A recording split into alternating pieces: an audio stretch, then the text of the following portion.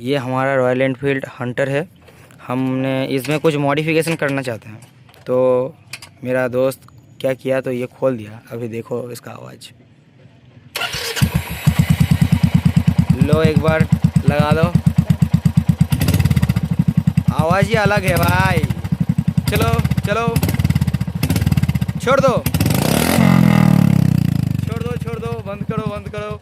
अभी हम जो जुगाड़ कर रहे हैं वो जुगाड़ है ये तबाही वाला चीज़। अभी देखो क्या होगा, अभी सबकी चुदेगी।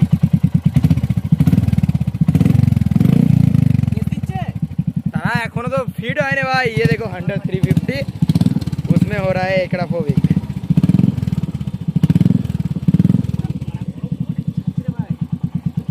देख रहे हैं हमने पोसेंदा सोकड़ित ये सब मिलके अभी ये काम कर रहे हैं, तो देखते हैं कब तक ये कर भाई। एरा लूज हो जाते, ठीक है। तो अभी देखते हैं कब तक काम होता है हमारा। अभी ये करके आपको दिखाते हैं।